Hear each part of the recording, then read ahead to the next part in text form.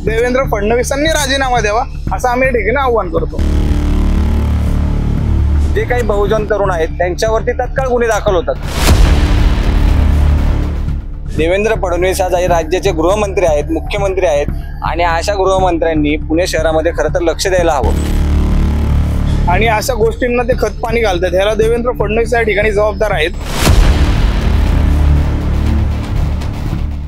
तळजाई परिसरामध्ये पोलिसांनी छापा टाकून एक जुगार अड्ड्याचा पर्दाफाश केलेला आहे आणि आपल्याला हे कळण्यात येत आहे की त्यामध्ये 2-3 जण भाजपचे कार्यकर्ते देखील होते। तर आपल्यासोबत काही विरोधी पक्षांचे जण आहे, पण त्यांच्याकडून जाणून घेऊया की त्यांचं या गोष्टीवर काय मत आहे आणि नेमका विषय काय होता तो पूर्ण। दादा, काय झालं होतं? काल सहकारनगर पोलिसांनी तळजाई या भागामध्ये असलेल्या एका पत्र्याच्या शेडमध्ये काही लोक जुगार खेळताना आढळली। तेथे त्यांनी तत्काळ कारवाई केली आणि त्यांच्यावर गुन्हे देखील दाखल केले। या सर्व प्रकारानंतर पोलिसांना असं लक्षात आलं की त्यातील काही पदाधिकारी हे भारतीय जनता पार्टीशी निगडीत होते। मला वाटतं त्यांचं नाव औदुंबर कांबळे हे होतं आणि असे पदाधिकारी वारंवार आपण बघतोय की गेल्या अनेक दिवसांपासून भारतीय जनता पार्टीचे पदाधिकारी जे आहेत त्या अनेक कारणांमध्ये चर्चेला येत आहेत। त्यांचे मला वाटतं पुण्याचे जे स्वयंघोषित किंवा त्यांनीच घोषित केलेले असे शिल्पकार आहेत। मला वाटतं देवेंद्र फडणवीस आज राज्याचे गृहमंत्री आहेत, मुख्यमंत्री आहेत आणि अशा गृहमंत्र्यांनी पुणे शहरामध्ये खरं तर लक्ष द्यायला हवं।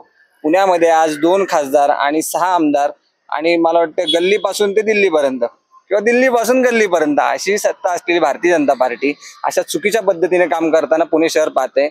भविष्यात आत्ताच आगामी ज्या निवडणुका आहेत याच्यामध्ये काँग्रेस पक्ष हा नक्कीच उभारी घेईल आणि पुणे शहरातील ही जी आमचे मतदार आहेत पुण्यातले हे या अशा बारीक गोष्टींकडे लक्ष ठेवून आहेत आणि यांना योग्य वेळी धडा नक्कीच शिकवतील। पुण्यातले जे खासदार आहेत मुरली अण्णा मोहोळ यांनी पुण्याकडे लक्ष द्यायला पाहिजे, कारण ज्या पुण्याच्या शिल्पकारांनी पुण्याची ज्यांच्यावर जबाबदारी दिली आहे, मला वाटतं पुणे भारतीय जनता पार्टीचे धीरजी घाटे हे आता पुण्याचे शहर अध्यक्ष आहेत। मूळतः हे देखील आता कुठल्या तरी भ्रष्टाचारामध्ये अनेक त्यांचे प्रकार वारंवार येतात। म्हणजे अशा भ्रष्टाचारी चेहरा असलेल्या भारतीय जनता पार्टीकडून पुण्यातील लोकांनी काही अपेक्षा ठेवणं खरं तर चुकीचंच आहे। आणि मला असं अजून एक सांगायचं आहे की पुणे भारतीय जनता पार्टी ही खरं तर त्यांच्याच पक्षातल्या बहुजनांवरती सूड उगवताना दिसत आहे। कारण आपण गेल्या काही महिन्यात बघत असेल जे काही बहुजन तरुण आहेत त्यांच्यावरती तत्काळ गुन्हे दाखल होतात। खरं तरी त्यांची सत्ता असताना त्यांनी अशा प्रकारे कारवाई होतीये, पण त्यांच्याच पक्षाचे जे शहर अध्यक्ष धीरज घाटे त्यांच्यावर कुठल्याही प्रकारची कारवाई होताना दिसत नाहीये किंवा त्यांच्या पक्षातली काही लोक त्यांची काढ उघडणी देखील करताना दिसत नाही। मला वाटतं हा एक कलमी कार्यक्रम भारतीय जनता पार्टीने खोडून काढावा आणि त्यांच्याच पक्षातल्या बहुजन पदाधिकाऱ्यांवर होणाऱ्या या अत्याचारावर, अन्यायावर त्यांनी आवाज उठवावा आणि अशा कारवाया थांबवाव्यात। आणि उगाच नाहक एखादा कार्यकर्ता त्यामध्ये तिथे जर का अडकला असेल तर ते त्यांच्याच पक्षातली लोक त्यांची बदनामी करताना आढळत आहेत। म्हणून मला असं काँग्रेस म्हणून असं वाटतं भारतीय जनता पार्टीने स्वतःहून त्यांच्या पक्षाचा आत्मसात करावं। त्यांचा पक्ष मला असं वाटतं सुसंस्कृत म्हणून आता कदाचित ओळखला जातोय, परंतु त्यांचा सुसंस्कृतपणा कुठेही दिसत नाहीये। त्यांच्या पक्षाचे जे मला वाटतं बॅकबोन आहेत RSS, जे इलेक्शनच्या वेळेस अचानक बाहेर येतात आणि मतदारांना आम्हाला मदत करा, मोदींसाठी मदत करा अशा प्रकारे सांगतात। त्यांचे खासदार भाषणामध्ये सांगतात की मोदी फार शिस्तीचे आहेत, परंतु अशी शिस्त त्यांच्या कार्यकर्त्यांमध्ये, त्यांच्या पदाधिकाऱ्यांमध्ये, त्यांचा पुण्याचा चेहरा असलेल्या भारतीय जनता पार्टी शहर अध्यक्षांमध्ये कुठेही शिस्त दिसत नाहीये।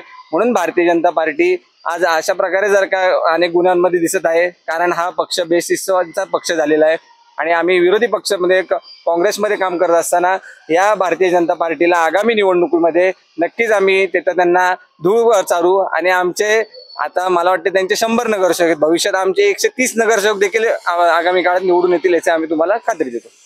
दादा, याआधी सुद्धा अशी काही घटना घडलेली आहे पुण्यामध्ये, म्हणजे भारतीय जनता पार्टीला निगडून? नाही, अशा घटना वारंवार घडतात, त्या पडद्यामागे राहतात, पुढे येत नाही। दुर्दैवाने सुदैवाने ही गोष्ट पुढे आल्यामुळं सर्वसामान्य माणसाला ती कळाली।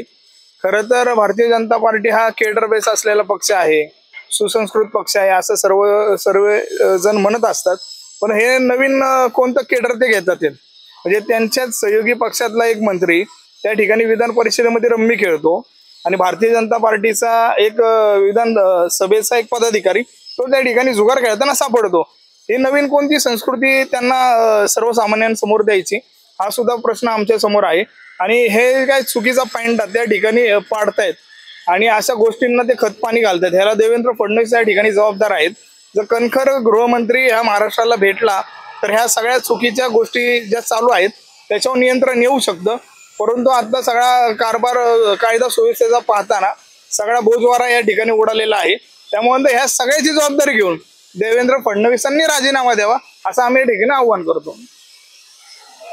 दादा, यावर आता म्हणजे कशा प्रकारे कारवाई केली पाहिजे तुम्हाला वाटतं? तसं बघितलं तर भारतीय जनता पार्टी हा 10 वर्षापूर्वी सुसंस्कृत म्हणून ओळखला जायचा, पण 10 वर्ष झाली भारतीय जनता पार्टीमध्ये खूप गुन्हे घडतात. काही गुन्हे हे दिसत नाहीत किंवा टाळाटाळ करतात, दाखल सुद्धा होत नाहीत काही गुन्हे.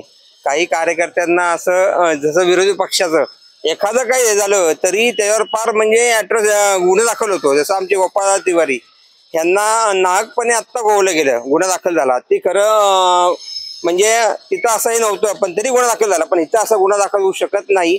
आणि भारतीय जनता पार्टीचं जे आता पत्ते खेळताना पकडलं, जसं विधानसभेमध्ये कृषी मंत्री माणिकराव कोकाटे हे पत्ते खेळ होते, तरी त्यांच्यावर काही कारवाई झाली नाही. काय कारवाई झाली तर त्यांचं मंत्रिपद काढून त्यांना क्रीडा मंत्री केलं.